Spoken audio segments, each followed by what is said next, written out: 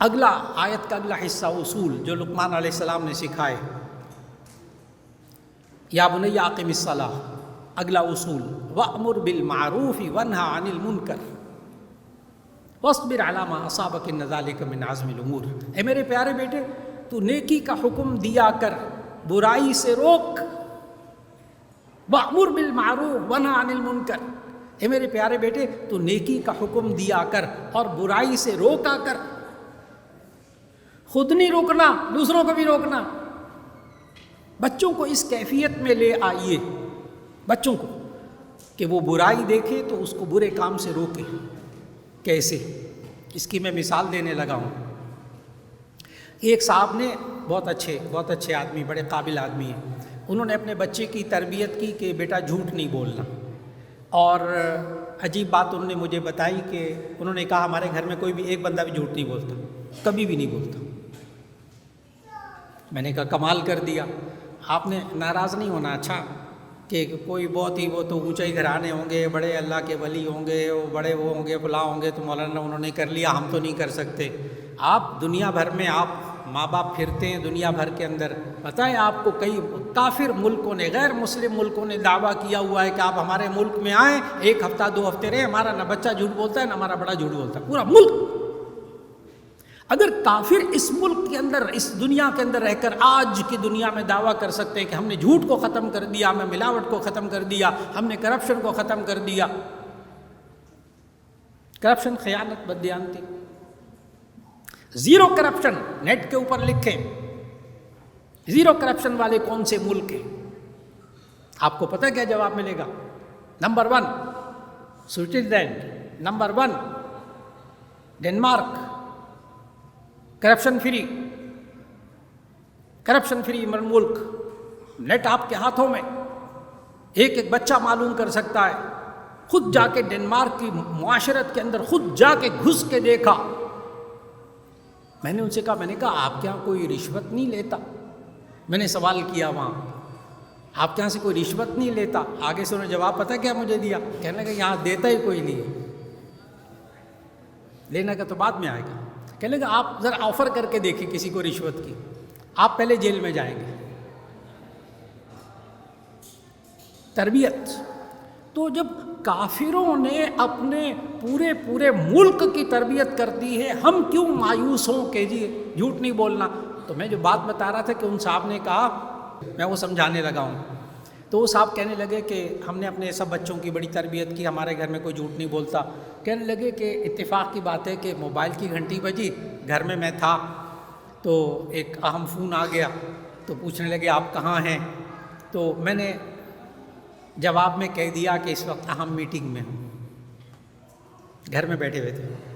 کہنے لگے میں نے بس یہ موبائل پہ کہا میں میٹنگ میں ہوں، بس میں کہتے میں نے موبائل رکھا ہے، بیٹا چھوٹا بیٹا میرے پاس آ گیا، کہنے لگا بابا آپ نے جھوٹ بولا ہے۔ آپ سمجھ رہے ہیں؟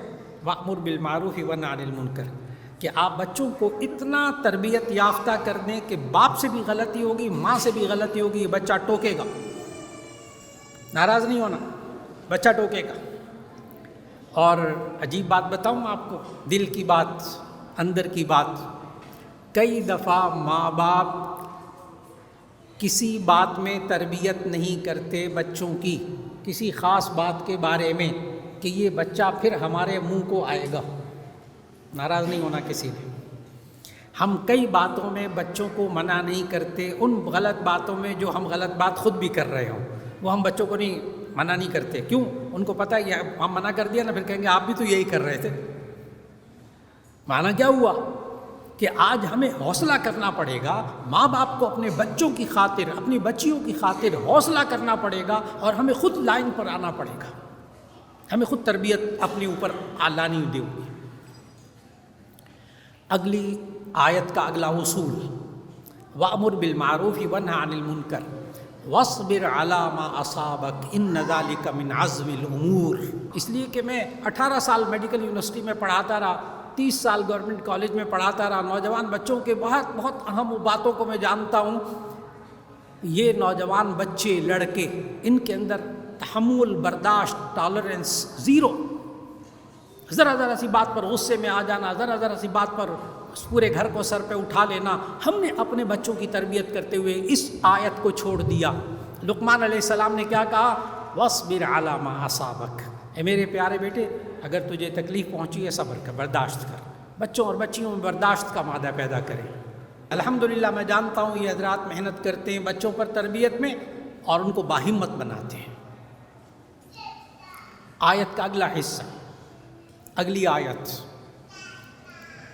لا تصعر خدك للناس ولا تمشي في الارض مرحا ان اللہ لا يحب كل مختال فخور. لقمان علیہ السلام نے کہا اپنے بچے سے، لا تصعر خدك للناس، اے میرے پیارے بیٹے تو اپنے منہ کو پھلا کے مت رہ. لا تصعر خدك للناس، لوگوں کے سامنے منہ پھلا کے مت رہ. پتہ ہے کیا سکھا رہے ہیں؟ دور جدید کا ایک بہت بڑا کام، بہت بڑی science, face impression. Face impression, چہرے کا تاثر. آپ دیکھیں، آپ بہت زیادہ سفر کرتے ہیں ماشاءاللہ. ہوائی جہاز کے اندر ایئر ہوسٹس ہوتی ہیں. ایئر ہوسٹس کو باقاعدہ ڈپلومہ کرنا پڑتا ہے فیس امپریشن کا.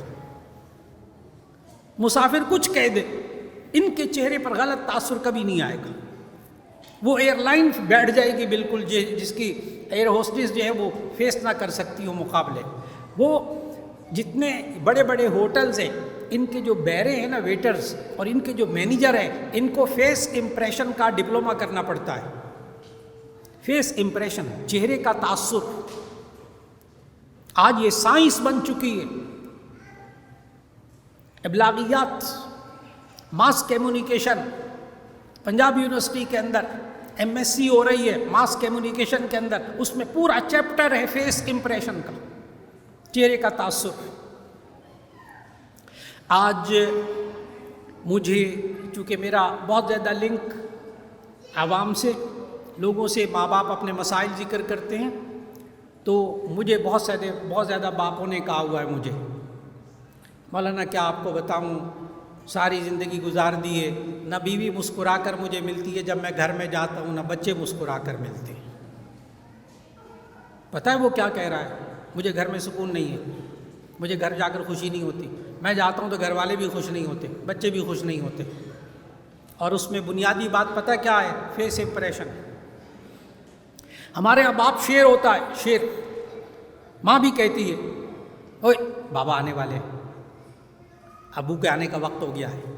یہ جملے ہیں. پتہ ہے کیا ہے؟ باپ آ رہا ہے، لہذا چھوٹا بچہ ایک باتھ روم میں گھس گیا، ابا جی آنے والے ہیں. کیونکہ وہ جب آتے ہیں نہ کچھ ہوتا ہے، تو ایک واش روم میں گھس گیا. اور جو بڑا بچہ ہے وہ سیڑھیاں چڑھ کے چھت کے اوپر، اور ایک بچہ اپنے کمرے میں گھس گیا، ابا جی آ رہے ہیں. ماں بھی کہہ رہی نا، ابا جی آ رہے ہیں، شیر آ رہا ہے. اب یہ والا باپ جو اپنے آپ کو شیر بنا کر، اور سارے بچے بھی، بیوی بھی سب گھبرا رہے ہیں، ٹینشن میں آ رہا ہے، غصے میں آئے گا، پتہ نہیں کیا کچھ ہوگا. چھپ جاؤ اس وقت، جب موڈ سیٹ ہوگا پھر باہر نکلیں گے. اور ہمارے سچے نبی صلی اللہ علیہ وسلم گھر میں کس طرح آتے تھے. اب دیکھیے گا، ماں باپ کو تربیت میں انوالو ہونا پڑے گا. حضرت عائشہ رضی اللہ عنہا والی روایت جامع ترمذی کی، کہ نبی صلی اللہ علیہ وسلم کے بارے میں فرماتی حضرت عائشہ رضی اللہ عنہا کہ مجھے ساری زندگی یاد نہیں کہ نبی صلی اللہ علیہ وسلم گھر میں آتے ہوں اور ان کے چہرے پر مسکراہٹ نہ ہوتی ہو. Face impression. اب باپ روزانہ چہرے سے مسکراہٹ لیے گھر میں داخل ہو، بیوی بھی آگے سے مسکرائے گی، بچے بھی مسکرائیں گے. لیکن ہمیں ماں باپ کو پہلے خود اپنا فیس امپریشن درست کرنا ہوگا. نبی صلی اللہ علیہ وسلم نے پتہ اچھے فیس امپریشن کو صدقہ قرار دیا. لا تحقرن من المعروف ولو ان تلقى اخاك بوجه طلق. تم کسی نیکی کو حقیر نہ سمجھو اگرچہ اپنے بھائی سے مسکراتے ہوئے چہرے سے مل لو. یہ ماں باپ مسکرانا شروع کریں گے، آپ کے بچے بھی مسکرائیں گے. اور ماں باپ ٹینشن، غصہ ہر وقت، بچے مسکرانا بھول جاتے ہیں. مجھے تو ایسے ماں باپ نے جملے کہے ہیں، کہتے ہیں ہمیں پورا ہفتہ ہو گیا مولانا، میں نے اپنے بچوں کے چہرے پہ مسکراہٹ نہیں دیکھی. میں نے ان سے ہاتھ جوڑ کر کہا، میں نے کہا اپنے چہرے پہ مسکراہٹ لے آؤ، بچوں کے چہرے پہ خود بخود آ جائے گی، کر کے دیکھ لیں. سچے نبی صلی اللہ علیہ وسلم نے کر کے دکھایا. تربیت کیسے؟ تو بچوں کے فیس امپریشن کی تربیت کیجیے، چہرے کا تاثر اچھا بنائیے.